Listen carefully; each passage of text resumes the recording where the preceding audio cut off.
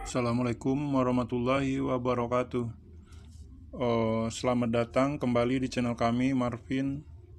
Mudah-mudahan teman-teman semua tetap semangat untuk menghadapi tes P3K dan CPNS-nya. Berikut ini kami akan membahas soal-soal latihan manajerial, sosiokultural, integritas, kemampuan teknis, skolastika atau penalaran. Kita langsung aja ke soal pertama ya teman-teman. Soal manajerial terdiri dari 10 soal ya. Nanti kalau pas ikut seleksinya, soal manajerial ini 40 soal. Pertama, ada 4 unsur penting yang perlu diperhatikan oleh suatu perusahaan ketika memasarkan produknya. Keempat unsur tersebut yang biasa disebut 4P yaitu A. Power, Place, Person, dan Promotion. B. Production, Power, Place, dan Price.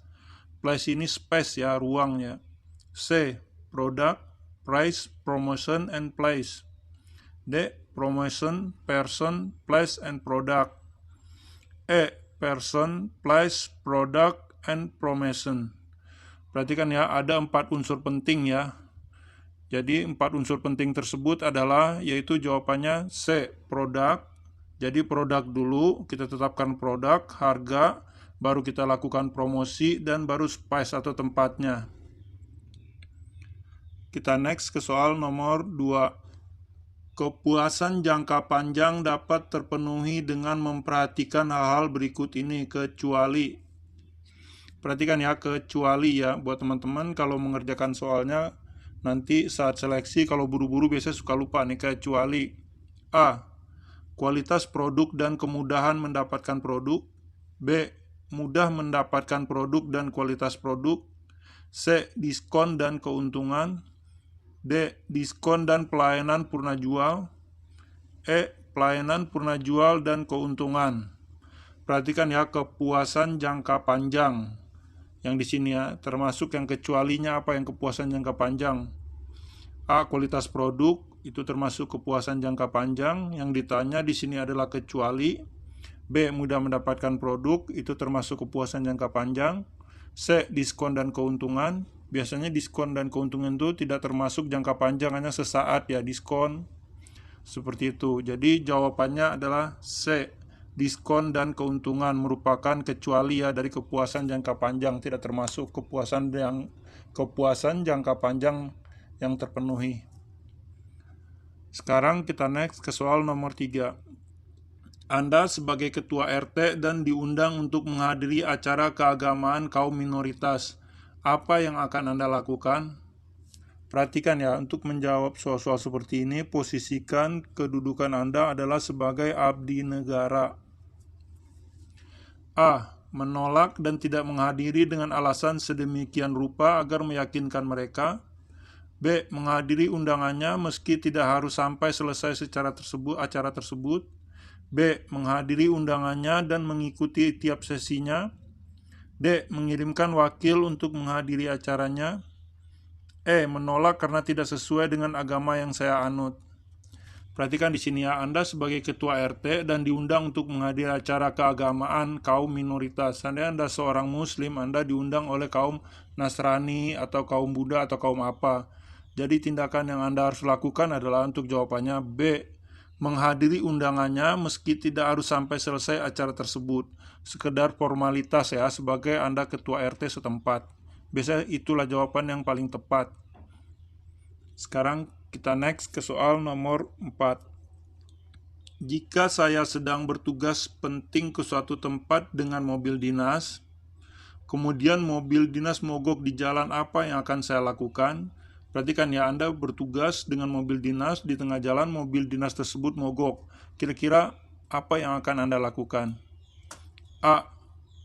Coba benerin sendiri, kalau tidak bisa baru panggil bengkel. B. Tinggalin mobil dan balik ke kantor minta instruksi atasan. C. Balik ke kantor, ambil mobil, kemudian berangkat lagi. D. Cek kemudian panggil bengkel. E. Tinggalkan mobil kemudian pesan angkutan lain untuk menuju tempat dinas. Perhatikan di sini ya, saya sedang bertugas penting. Cluenya di sini ya, bertugas penting. Jadi untuk jawabannya yang paling tepat adalah karena Anda dalam bertugas penting ya. Jawabannya adalah E. Tinggalkan mobil kemudian pesan angkutan lain untuk menuju tempat dinas. Karena di sini posisinya Anda menjawab dalam keadaan penting. Oke, sekarang kita next ke soal nomor 5. Anda mendapatkan promosi jabatan yang sangat Anda idam-idamkan. Sikap Anda. Nah, perhatikan ya, dalam suatu instansi Anda mendapatkan promosi jabatan yang sangat diidam-idamkan Anda, begitu juga dengan teman-teman yang lain. Sikap Anda seharusnya adalah A. Bangga dan bahagia atas diri sendiri. B. Merasa bangga dan bahagia dan menyuruh keluarga mengadakan syukuran. C. Berusaha mengendalikan kebanggaan dan kebahagiaan diri serta keluarga. D. Sulit menahan diri untuk tidak bangga dan bahagia sehingga semua orang harus tahu mengenai promosi saya. E. Merasa bangga dan bahagia serta mengadakan syukuran dengan keluarga. Perhatikan ya, jadi Anda mendapatkan promosi jabatan, sikap yang seharusnya Anda lakukan itu apa? Merendahkan diri atau seperti apa? Jadi jawaban yang tepat adalah C. Berusaha mengendalikan kebanggaan dan kebahagiaan diri serta keluarga. Jadi intinya tidak berkoar-koar, tidak begitu ya, tidak terlalu angkuh gitu ya intinya ya. Jadi berusaha mengendalikan kebanggaan dan kebahagiaan diri serta keluarga. Itu jawaban yang paling tepat untuk soal ini. Sekarang kita next ke soal nomor 6. Perhatikan hal-hal yang dibahas dalam manajemen berikut ini. A. Sumber dana. Nah, biasanya kalau yang berhubungan sumber dana ini manajemen apa? B. Promosi dan mutasi. 3. Penerimaan pegawai. 4. Pengawasan penggunaan dana. 5. Penggunaan dana. Berdasarkan uraian di atas, hal-hal yang termasuk ruang lingkup manajemen keuangan ditunjukkan dengan nomor. Perhatikan manajemen keuangan. Ya, yang pertama yang jelas nih dana nih kalau manajemen keuangan. A. 1, 4, dan 5. B. 2, 3, dan 4. C. 1, 2, dan 3. D. 1, 2, dan 4. E. 3, 4, dan 5. Perhatikan jawaban yang paling tepat. Di sini yang ditanyakan manajemen keuangan ya, yang ditanya. Jadi yang berhubungan dengan sumber dana, pengawasan dan penggunaan dana, dan penggunaan dana. Pokoknya yang berhubungan dengan dana aja kalau manajemen keuangan. Mutasi tidak termasuk, pegawai tidak termasuk, itu bukan urusan Anda. Jadi jawaban yang paling tepat di sini adalah A. 1, 4, dan 5. Jadi sumber dana, pengawasan penggunaan dana, dan penggunaan dana. Sekarang kita next ke soal yang berikutnya. Perencanaan, pengorganisasian, pengarahan, dan pengendalian atas pengadaan tenaga kerja, pengembangan, kompensasi, integrasi, pemeliharaan, dan pemutus hubungan kerja atau PHK dengan sumber daya manusia untuk mencapai sasaran perorangan disebut. Disebut manajemen apa? A. Manajemen keuangan. Kelihatannya enggak ya, sebab manajemen keuangan berhubungan dengan uang atau dana biasanya. B. Manajemen pemasaran. Pemasaran juga enggak kayaknya. C. Manajemen personalia. Perhatikan perencanaan, perorganisasian, pengarahan, dan pengendalian ya. Ada PHK di sini termasuk. Atau manajemen administrasi. Atau mungkin juga. Atau E. Manajemen produk. Yang jelas manajemen produk bukan ya. Jadi jawaban yang paling tepat kalau di sini kalau kita lihat adalah pemutusan hubungan kerja karena ada kompensasi integritas, pemeliharaan semua. Jawaban yang paling tepat adalah C. Manajemen personalia. Jadi perorangan disebut mencapai sasaran, perorangan disebut manajemen personalia. Sekarang kita next ke soal nomor 8. Berikut urutan proses pemilihan pasar yang benar adalah. Pemilihan pasar ya, ingatin ya. Dari pertama, kedua, ketiganya apa? A. Pertama targeting dulu, segmentasi, baru positioning. B. Segmentasi, positioning, dan target. C. Targeting, positioning, dan segmentasi. Atau D. Positioning, targeting, segmentasi. Atau E, segmentasi, targeting, dan positioning. Jadi yang pertama berikut ini urutan proses pemilihan pasar. Yang benar adalah yang pertama kita cari targetnya dulu ya. Biasanya suatu pasar kita targetnya apa, tuh produknya, segmennya ini apa, segmen kelas menengah atau kelas bawah atau kelas atas, baru kita cari positioningnya ya. Itu jawaban yang paling tepat. Jadi biasanya untuk jawaban ini adalah A, targetnya dulu, segmentasinya, segmentasi pasar, baru positioningnya. Sekarang kita next ke soal nomor 9. Sebuah organisasi sedang mengalami permasalahan internal seputar manajemen keuangan.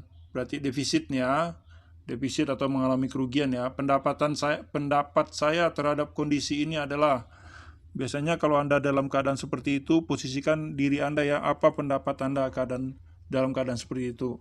A, seharusnya pimpinan puncak dapat menindak tegas yang terlibat dalam masalah ini. B, tidak mempersoalkan masalah tersebut karena bukan bagian tugas saya.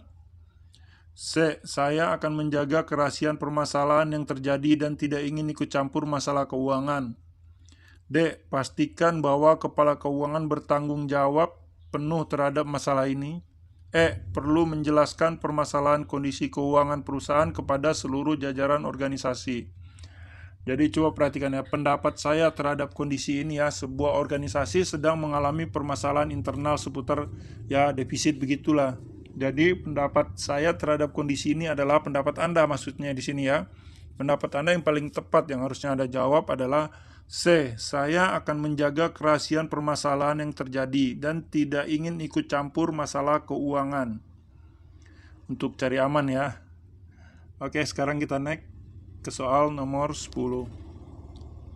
Pada saat Anda sedang mengerjakan sebuah pekerjaan penting ya, tiba-tiba Anda menemukan sebuah kejanggalan pada sistem informasi yang Anda gunakan dan bisa berakibat bocornya data perusahaan ke publik. Bagaimana sikap Anda?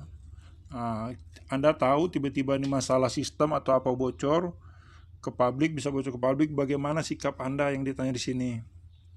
A, melaporkan kepada atasan apakah harus menghentikan penggunaan sistem itu. B, menyelesaikan pekerjaan penting terlebih dulu, kemudian menghentikan penggunaan sistem tersebut. C, menyuruh semua rekan kerja untuk menghentikan penggunaan sistem itu. D, saat itu juga Anda menghentikan sistem tersebut. E, menyelesaikan pekerjaan penting tersebut lebih dulu, kemudian melaporkannya. Perhatikan di sini ya, posisi Anda adalah sebuah pekerja di situ ya, atau PNS di situ. Ingat posisi Anda untuk menjawab soal-soal seperti ini. Jadi jawaban yang paling tepat adalah bagaimana sikap Anda yang seharusnya, yaitu A, melaporkan kepada atasan apakah harus menghentikan penggunaan sistem tersebut. Untuk menghindari suatu hari tanggung jawab akan jatuh kepada Anda. Jadi Anda harus melaporkan kepada atasan. Bagaimana nih Pak? Seperti itu kira-kira ya. Sekarang kita next ke soal nomor yang 11. Soal 11, 5 soal berikutnya ya merupakan soal sosiokultural ya. Kita lanjut. Ketika Anda makan, di sebelah Anda ada orang yang bau badan. Sikap Anda adalah, perhatikan ya, Anda sedang makan di sebuah restoran atau di tempat tertentu, ada orang yang bau badan tersebut ya. Tapi bau badannya belum jelas nih. A, menyuruhnya pindah tempat dengan alasan akan ada saudara Anda yang akan duduk. B, mencari posisi yang enak dan nyaman agar tidak terganggu. C, menyelesaikan makan dengan cepat lalu pergi. D, cuek saja dan pura-pura tidak terjadi apa-apa. E, biasa saja selagi tidak mengganggu. Jadi sikap Anda yang paling tepat yang seharusnya Anda lakukan adalah yaitu E, biasa saja selagi tidak mengganggu ya. Biasa saja selagi tidak mengganggu. Kita next ke soal nomor 12. Anda ditugaskan di daerah yang punya kebudayaan berbeda dengan Anda. Perhatikan ya, Anda dimutasi atau ditugaskan ya. Teman satu tim juga punya latar belakang yang berbeda dengan Anda. Sikap Anda sebaiknya, perhatikan Anda ditugaskan ke daerah yang berbeda dengan Anda, tim Anda juga berbeda dengan Anda, sikap Anda sebaiknya harusnya seperti apa? A, biasa saja karena perbedaan itu pasti ada di setiap kelompok. B, mencoba berbaur agar perbedaan tidak menjadi masalah di dalam kelompok, agak masuk akal. C, menganggap perbedaan bukan masalah ya. D, berusaha memahami perbedaan tersebut. E. Tidak memandang perbedaan dalam mengerjakan tugas. Ini D dan E bisa juga jawabannya, tapi untuk jawaban yang paling tepat adalah sikap kita yang seharusnya adalah mencoba berbaur ya, agar perbedaan tidak menjadi masalah di dalam kelompok. Jadi mencoba berbaur. Kita next ke soal nomor 13. Teman kantor saya memberikan saya hadiah ulang tahun yang saya tidak sukai. Sikap saya adalah, perhatikan ya teman kantor nih ya, memberi hadiah yang Anda tidak sukai, padahal dia tidak tahu, yang penting memberi hadiah aja. Sikap Anda yang harus Anda lakukan adalah A. Menggunakannya untuk menyenangkannya. B. Menyimpan dan tidak akan menyentuhnya. Nah, ini salah ya, jelas ya. C. Memberikan hadiah tersebut kepada orang lain. Ini salah juga, nggak mungkin. D. Menggunakannya untuk keperluan saya. Bisa juga. Atau E. Menyimpannya sebagai kenangan. Jadi jawaban yang paling tepat adalah yaitu D ya, menggunakannya untuk keperluan saya. Jadi sekurang-kurangnya Anda gunakanlah sekali untuk keperluan untuk dia melihat ya.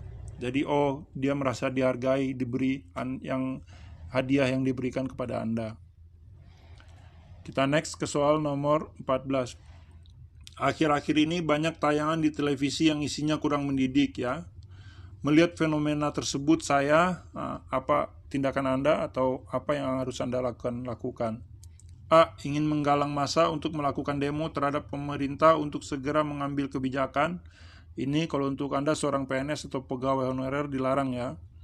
B. Ingin mengajak pihak-pihak yang berwenang dan terkait untuk membahas kelayakan tayangan tersebut. Cukup masuk akal untuk Anda seorang pegawai. C. Ingin menutup aksiar semua stasiun televisi. Salah. D. Ingin protes kepada semua stasiun televisi untuk mengganti tayangan tersebut. Salah juga. E. Ingin menghujat semua stasiun televisi di media massa. Salah, tidak bisa Anda berlaku seperti itu. Jadi jawaban yang paling tepat adalah melihat fenomena tersebut yaitu B. Ingin mengajak pihak-pihak yang berwenang dan terkait untuk membahas kelayakan tayangan tersebut. Berarti intinya ngomong gitu ya. Intinya Anda datangi gimana nih tayangannya. Jadi kompromi lah. Kita next soal nomor 15. Ketika Anda hendak berangkat ke kantor, Anda melewati jalan raya dan melihat banyak orang membuang sampah di dekat tempat pembuangan sampah. Sampah tersebut berserakan di pinggir jalan yang mengganggu pandangan jalannya. Apakah yang akan Anda lakukan melihat keadaan tersebut? Orang sudah membuang sampah pada tempatnya, tapi dia jatuh di luar tempat tong sampah gitu, atau di luar tempat sampah yang dia taruh. Jadi, apakah yang akan Anda lakukan melihat keadaan tersebut? Untuk jawaban ini yang paling tepat adalah yaitu C ya. Segera merapikan sampah itu tanpa pikir panjang demi kepentingan pengguna jalan lain dan masyarakat banyak. Itu merupakan jawaban yang paling tepat ya, segera merapikannya. Ingat, untuk menjawab soal-soal, saya ingatkan lagi ya terus-menerus, posisikan diri Anda sebagai abdi negara. Sekarang kita next ke soal yang berikutnya ya. Soal nomor 16 sampai 20 merupakan soal integritas ya. Dari sekian pegawai di kantor, saya merasa beban tugas terberat pada saya dan saya merasa stres karena dikejar-kejar deadline. Sikap saya adalah, ya perhatikan ya, Anda sering dikasih deadline ya, sering dikasih kerjaan banyak. Sikap Anda harusnya adalah A. Mengerjakan semua tugas dengan baik meskipun sangat terbebani. Mungkin sangat tepat jawabannya. B. Mengerjakan semua tugas setengah-setengah saja, yang penting sudah dianggap bertanggung jawab. Tidak bisa Anda bersikap seperti itu. C. Mengerjakan semua tugas dengan senang hati dan berusaha memenuhi target deadline. Kemungkinan bisa juga. D. Hanya mengerjakan tugas yang saya senangi. Tidak bisa Anda juga seperti itu. E. Mengkonsumsi obat suplemen agar mendongkrak tenaga saya untuk menyelesaikan semua tugas. Mungkin juga.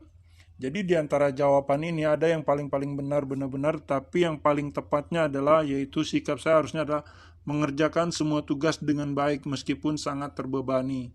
Walaupun Anda sering dikasih deadline ini itu, Anda harus mengerjakan tugas dari atasan. Sekarang kita next ke soal nomor 17. Sebagian rekan kerja pulang 20 menit lebih awal dari jadwal yang seharusnya. Bagaimana dengan Anda? Ini merupakan soal legend ya. Setiap Anda ikut biasanya pasti ada soal ini. Atau intinya teman lebih dulu pulang dari Anda. A. Saya tidak melakukannya agar dinilai sebagai staf yang rajin oleh atasan. B. Saya tetap mengikuti aturan yang berlaku sehingga tetap pulang sesuai jadwal. C. Karena banyak yang melakukannya, mungkin hal itu tidaklah mengapa. D. Banyak yang melakukannya sehingga saya pun juga melakukannya. E. Demi toleransi saya ikut melakukannya. Ini sangat salah ya. Jadi jawaban yang paling tepat adalah bagaimana dengan Anda. Jadi kita nggak boleh ikut-ikut. Ikutlah aturan yang berlaku yang sudah tertulis ya. Saya tetap mengikuti aturan yang berlaku sehingga tetap pulang sesuai jadwal. Jadi jawaban yang paling tepat adalah B.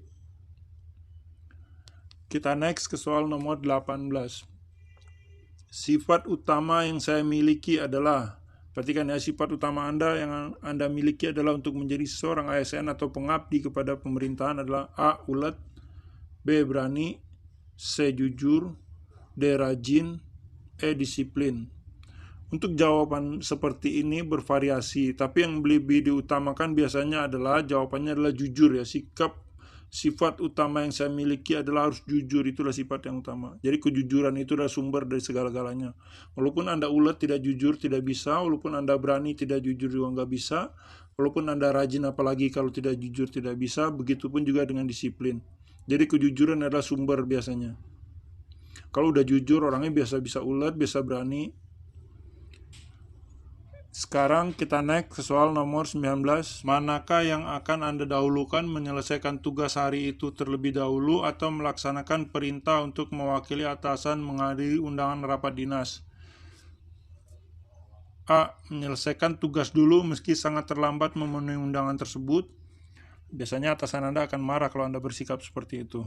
B. Saya tidak menuruti atasan karena sedang mengerjakan tugas penting. Apalagi ini Anda bisa langsung dimutasi. C. Menyelesaikan tugas dulu karena mendesak. Tidak bisa Anda melanggar aturan atasan Anda, perintah atasan Anda. D. Melaksanakan tugas atasan terlebih dahulu. Ini merupakan jawaban yang masuk akal. E. Menyelesaikan tugas dulu karena tugas itu menarik bagi saya. Tidak bisa juga Anda bersikap seperti itu. Jadi yang paling tepat jawabannya adalah D. Melaksanakan tugas atasan terlebih dahulu. Walaupun Anda sedang punya kerjaan di kantor, kalau ada perintah atasan, maka perintah atasan yang harus Anda dulukan.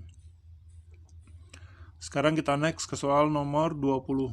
Saya diutus untuk menghadiri seminar menggantikan atasan saya. Pada saat yang bersamaan, saya sedang mengerjakan laporan yang tidak terlalu mendesak. Perhatikan hampir sama, mirip-mirip dengan soal nomor 19. A. Saya akan menghadiri seminar tersebut karena laporan belum harus segera diserahkan kepada atasan. Masuk akal jawabannya. B. Saya bisa menghadiri seminar dan mengerjakan laporannya nanti saja. Tidak bisa begitu juga. C. Saya akan menyelesaikan terlebih dahulu laporan tersebut sebab bisa saja diminta oleh atasan sewaktu-waktu. D. Laporan tersebut akan menjadi merepotkan kalau tertunda. E. Saya akan menghadiri seminar tersebut agar dapat menghindar dari tugas laporan. Jadi jawaban yang paling tepat adalah bersamaan dengan mengerjakan laporan yang tidak terlalu mendesak pada saat yang bersamaan ya. Jadi jawaban yang paling tepat adalah A. Saya akan menghadiri seminar tersebut karena laporan belum harus segera diserahkan kepada atasan. Sekarang kita next berikut ini ke 10 soal kompetensi teknis ya. Soal nomor 21 sampai nomor 30 merupakan soal kompetensi teknis. 21. Komponen rencana pelaksanaan pembelajaran atau RPP ya terdiri atas beberapa hal berikut ini kecuali, perhatikan ya untuk kalau lagi mengerjakan soalnya buru-buru, kecuali A. Kompetensi peserta didik. B. Kegiatan pembelajaran. C. Identitas mata pelajaran. D. Standar kompetensi. E. Kompetensi dasar. Perhatikan pertanyaannya. Komponen rencana pelaksanaan pembelajaran atau RPP ya terdiri atas beberapa hal berikut ini kecuali. Kompetensi peserta didik ada nggak di RPP? Kelihatannya tidak ada ya. B. Kegiatan pembelajaran ada di RPP. C. Identitas mata pelajaran ada. D. Standar kompetensi ada. E. Kompetensi dasar ada. Jadi jawabannya yang kecuali di sini adalah yaitu A. Kompetensi peserta didik. Perhatikan ya, kecuali ya. Sekarang kita next ke soal nomor 22. Yang termasuk kewajiban seorang guru dan dosen adalah, perhatikan ya, yang termasuk kewajiban ya seorang guru dan dosen. Seperti teman-teman, apa? A. Memperoleh perlindungan dalam melaksanakan tugas dan hak atas kekayaan intelektual. Kelihatannya Anda tidak terlalu perlu untuk itu. B. Memiliki kebebasan dalam memberikan penilaian dan penentuan kelulusan peserta didiknya. Itu merupakan sudah menjadi hak Anda ya. C. Melaksanakan pendidikan, penelitian, dan pengabdian kepada masyarakat. Kelihatannya itu merupakan suatu kewajiban dari seorang guru dan dosen. D. Memperoleh penghasilan di atas kebutuhan minimal dan jaminan kesejahteraan sosial. E. Mendapatkan promosi dan penghargaan sesuai tugas dan prestasi. Jadi jawaban yang paling tepatnya adalah yang termasuk kewajiban seorang guru dan dosen. Kewajiban, perhatikan cluenya ya, kewajiban ya. Bedakan kewajiban dengan hak Anda. Ini kewajiban. Jadi yang paling tepatnya adalah melaksanakan pendidikan, itu merupakan kewajiban Anda. Penelitian merupakan kewajiban seorang guru dan dosen. Dan mengabdi kepada masyarakat. Oke, jadi jawabannya adalah C. Kita next ke soal nomor 23. Alat ukur yang dapat digunakan untuk mengukur kemampuan efektif peserta didik adalah, biasanya ya, alat ukur apa yang digunakan untuk mengukur kemampuan efektif peserta didik? A. Tes kemampuan gerak. B. Tes kemampuan fungsional otot dan tubuh. C. Tes objektif. D. Tes berupa angket. Biasanya teman-teman untuk jawaban seperti ini udah tahu ya. Jawabannya yang merupakan D. Tes berupa angket. Angket digunakan adalah biasanya untuk mengukur sesuatu yang dapat digunakan mengukur kemampuan efektif peserta didik, bisa juga dengan untuk mengukur yang lain ya, berupa angket. Kita next ke soal nomor 24. Yang tidak termasuk dalam karakteristik kecerdasan interpersonal adalah, perhatikan di sini ya, dia nggak pakai kecuali soalnya. Yang tidak termasuk dia pakai ya. Perhatikan, yang tidak termasuk berarti kecuali ya. Dalam karakteristik kecerdasan interpersonal adalah A. Mudah berkonsentrasi. B. Mampu menjadi pemimpin. C. Peka terhadap teman. D. Mampu beradaptasi dengan lingkungan belajar. E. Mampu bermain dalam kelompok. Perhatikan, yang tidak termasuk dalam karakteristik kecerdasan interpersonal. Kecerdasan interpersonal yaitu A. Mudah berkonsentrasi ya, nggak termasuk dalam karakteristik kecerdasan interpersonal ya. Jawabannya A. Kemampuan menjadi pemimpin ada, interpersonal. Peka terhadap teman juga interpersonal. D. Mampu beradaptasi juga interpersonal. Mampu bermain dalam kelompok juga beda. Jadi jawabannya mudah berkonsentrasi. Kita next ke soal nomor 25. Dalam proses pembelajaran di kelas, seorang guru mengidentifikasi kesiapan siswa seperti tidak mengantuk saat di kelas, tidak mengalami gangguan panca indera, seperti mata dan telinga, tidak mudah lesu di kelas, dan siswa yang kondisi sehat. Kesiapan siswa dalam proses pembelajaran yang dimaksud adalah, jadi seperti ini kesiapan apa namanya? A. Kesiapan psikis. B. Kesiapan emosi. C. Kesiapan fisik. D. Kesiapan kognisi. Perhatikan clue-cluenya di sini ya. Kesiapan siswa seperti tidak mengantuk ya. Apakah berhubungan dengan fisik? Ya. Tidak mengalami gangguan panca indera seperti mata, telinga, mudah lesu, lesu di kelas. Berarti di sini berhubungan dengan fisik. Jadi jawaban yang paling tepat adalah kesiapan fisik. Yang dimaksud adalah pembelajaran yang dimaksud adalah kesiapan fisik. Sekarang kita next ke soal nomor 26. Menurut konsep mastery learning ya, kesulitan belajar siswa ditandai dengan, perhatikan ya, mastery learning yang ditanya ya, kesulitan belajar siswa ditandai dengan A. Siswa menunjukkan tingkah laku yang tidak mendukung dan tidak wajar. B. Siswa tidak dapat mencapai ukuran keberhasilan tingkat penguasaan minimal dalam pelajaran tertentu untuk periode pembelajaran tertentu. C. Siswa mengabaikan dan lambat dalam melakukan aktivitas dan menyelesaikan tugas belajar. D. Siswa menunjukkan sikap yang kurang produktif dan kurang pantas. Jadi menurut konsep mastery learning, kesulitan belajar siswa ditandai dengan, ya, perhatikan konsep mastery learning yang ditanya. Jadi jawabannya adalah siswa tidak dapat mencapai ukuran keberhasilan tingkat penguasaan minimal dalam pembelajaran tertentu untuk periode pembelajaran tertentu. Jadi jawabannya adalah B. Sekarang kita next ke soal nomor 27. Jika siswa terlihat bosan dan tidak antusias mengikuti pembelajaran, guru sebaiknya melakukan hal-hal berikut kecuali. Perhatikan ya, yang buru-buru saya bilang kecuali, ya, ditanya di sini. A. Melakukan pembelajaran di luar ruangan. B. Menyarankan siswa untuk menahan kebosanannya. C. Menggunakan pembelajaran berbasis game. D. Menggunakan pendekatan active learning. Jadi jika siswa terlihat bosan dan tidak antusias mengikuti pembelajaran, guru sebaiknya melakukan hal berikut kecuali, ya. Ini melakukan pembelajaran di luar ruangan itu bukan, ya. Jadi jawabannya yang paling tepat adalah menyarankan siswa untuk menahan kebosanannya. Jadi itu tidak termasuk kecuali, ya. Masa seorang guru mengatakan seperti itu kepada murid-muridnya. Kita next ke soal nomor 28. Joko dalam mengikuti kegiatan pembelajaran di kelas bersikap acuh tak acuh. Perhatikan ya, Joko setiap di kelas bersikap acuh tak acuh. Berikut ini yang sebaiknya dilakukan guru Joko adalah, yang sebaiknya Anda lakukan adalah kepada Joko ini apa yang sebaiknya Anda lakukan. A. Memberikan tugas sesuai kemampuan Joko. B. Memberikan kesempatan Joko untuk menyelesaikan masalahnya.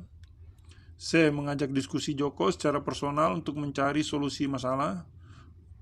Jawaban yang cukup bagus. D. Mengelompokkan Joko dengan teman akrabnya. Mungkin tambah berisik dia nantinya. Jadi berikut ini yang sebaiknya dilakukan guru Joko adalah, yang sebaiknya Anda lakukan pada Joko adalah A. Mengajak diskusi Joko secara personal untuk mencari solusi. Biasanya dipanggil guru BP atau Anda panggil ke kantor Anda sendiri, ke meja Anda sendiri. Apa masalah kamu Joko? Seperti itu, ya. Sekarang kita next ke soal nomor 29. Anggapan yang keliru atau miskonsepsi, ya, terkait siswa yang berbakat adalah, perhatikan pertanyaannya, anggapan yang keliru, ya. Pertanyaannya agak sedikit menjebak. A. Siswa yang berprestasi adalah siswa yang berbakat. B. Menilai bakat siswa dapat menggunakan beragam penilaian. C. Siswa yang berbakat berpikir lebih rasional. D. Bakat dapat teraktualisasi tetapi juga dapat mati. Perhatikan ya, anggapan yang keliru, ya, anggapan yang keliru. Jadi jawaban yang paling tepat adalah siswa yang berprestasi adalah siswa yang berbakat. Belum tentu siswa yang berbakat merupakan siswa yang berprestasi. Banyak siswa-siswa lain yang berbakat tapi mereka tidak berprestasi di bidang-bidang pendidikan. Sekarang kita next ke soal nomor 30. Berikut ini adalah cara meningkatkan kemampuan siswa dalam hal kemampuan penalaran dan berpikir. Ya, perhatikan ya, meningkatkan kemampuan penalaran dan berpikir. Itu clue yang ditanyakan. Membiasakan siswa untuk mengingat fakta. B. Membiasakan siswa untuk menyelesaikan masalah secara prosedural. C. Memberikan stimulan siswa dengan soal penalaran tinggi. D. Membiasakan siswa dengan soal-soal yang mengasah keterampilan berhitung. Perhatikan pertanyaannya baik-baik. Berikut ini adalah cara meningkatkan kemampuan siswa dalam hal kemampuan penalaran dan berpikir. Meningkatkan penalaran dan berpikir yang ditanyakannya. Jadi untuk jawaban yang paling tepat adalah memberikan stimulan siswa dengan soal dan penalaran tinggi, ya. Jadi dengan secara tidak langsung akan membangkitkan kemampuan penalaran siswa dan berpikir. Mereka akan berpikir. Kita beri soal yang lebih sulit, mereka akan berpikir terus. Oke, sekarang kita next ke soal yang berikutnya, ya, nomor 31 sampai 35. Merupakan soal bakat skolastika atau soal penalaran, ya.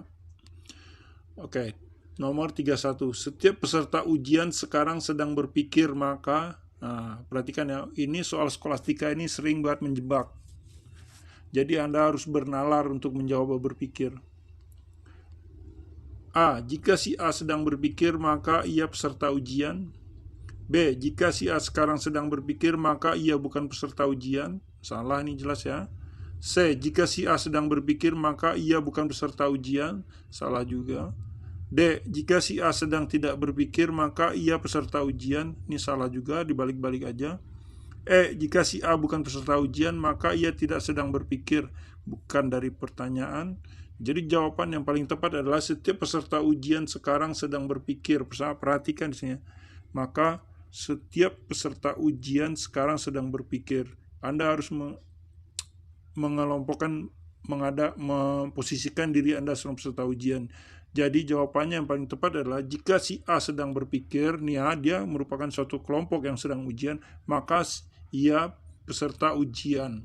Jadi jawabannya adalah A. Jika si A sedang berpikir, maka ia adalah peserta ujian. Jangan terjebak ya, Anda harus melakukan penalaran di sini. Kita next ke soal nomor 32. Perhatikan pertanyaannya, masih membingungkan ya. Elang adalah burung.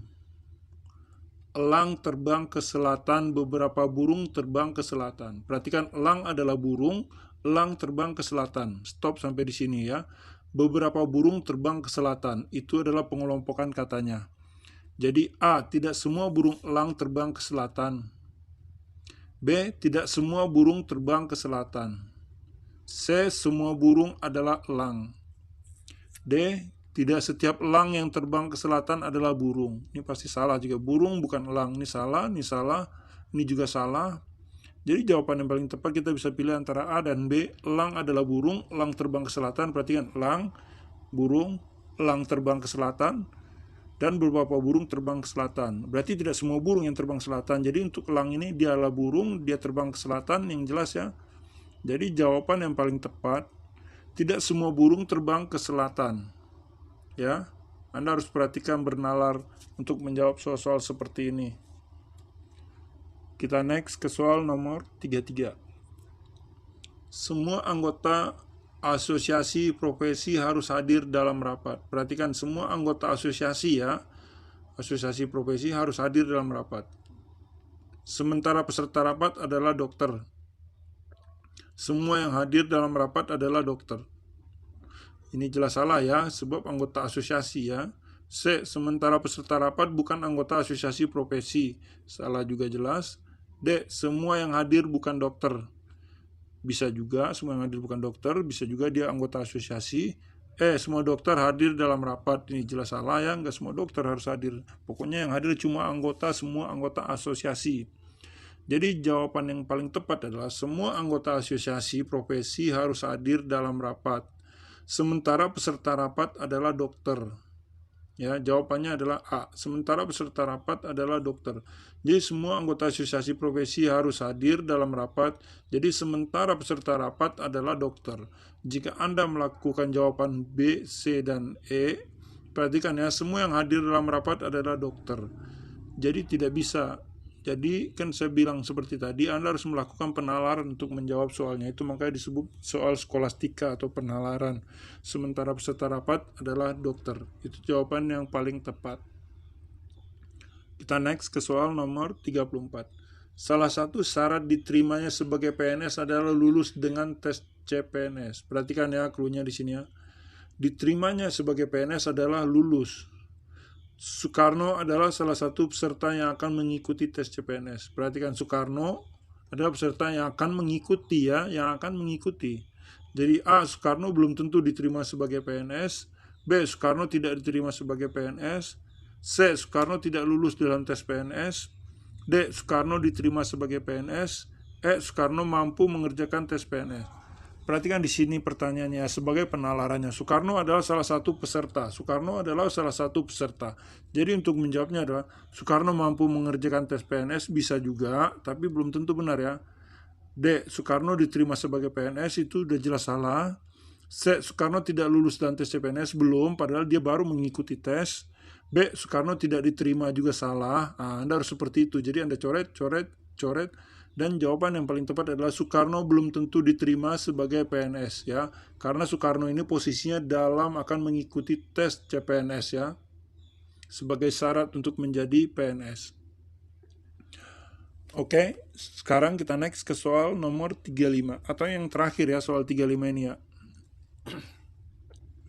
Dalam pemilihan ketua kelas 6 ya, Perolehan suara Ahmad tidak kurang dari Koni. Perhatikan ya, perolehan suara Ahmad tidak kurang dari Koni dan tidak lebih dari Eka. Suara Ahmad tidak kurang dari Koni dan tidak lebih dari Eka. Perolehan suara Beta sama dengan suara Ahmad dan tidak lebih dari Eka. Perolehan suara Dodi tidak lebih dari Beta dan kurang dari Koni. Siapakah yang terpilih sebagai ketua kelas? Untuk menjawab soal-soal seperti ini, Anda harus butuh coret-coretan. Anda harus bagi namanya Ahmad, Koni, atau Eka. Yang lainnya Anda harus tulis satu-satu. Anda petakan. Jadi pertanyaan di sini, siapakah yang terpilih sebagai ketua kelas? Perhatikan di sini ya. Dodi, Koni, Ahmad sama dengan Beta dan Eka. Jadi siapakah yang terpilih menjadi ketua kelas? A. Eka, B. Dodi, C. Beta, D. Ahmad, E. Koni. Jawabannya adalah Eka. Cara penyelesaiannya lah, dalam pemilihan ketua kelas, perolehan suara Ahmad tidak kurang dari Koni. Lihat, Ahmad tidak kurang dari Koni, berarti Ahmad di atas Koni. Dan tidak lebih dari Eka. Jadi Eka yang paling atas, tidak lebih dari Eka. Jadi Koni paling bawah, atasnya Ahmad, di atasnya lagi Eka. Perolehan suara Beta sama dengan Ahmad, berarti Beta masih di bawah Eka ya, dan tidak lebih dari Eka. Berarti Eka masih tetap posisinya di atas. Seperti itu cara menjabarkannya. Perolehan suara Dodi tidak lebih dari Beta. Padahal Beta ini di bawah Eka. Ya, jadi jawabannya yang paling tepat, siapa yang terpilih sebagai ketua kelas adalah Eka, merupakan memperoleh suara terbanyak. Oke, cukup jelas ya teman-teman semua. Mudah-mudahan teman-teman nanti siap menghadapi tes P3K-nya walaupun dan teman yang lain tes CPNS-nya semoga lulus ya, sukses ya, tetap semangat walaupun ditunda kemarin. Oke, sekian dari kami Marvin Studi, tim kami. Terima kasih sudah mampir ya. Jangan lupa buat teman-teman subscribe untuk membantu channel ini tetap berkembang. Akhir kata, wassalamualaikum warahmatullahi wabarakatuh.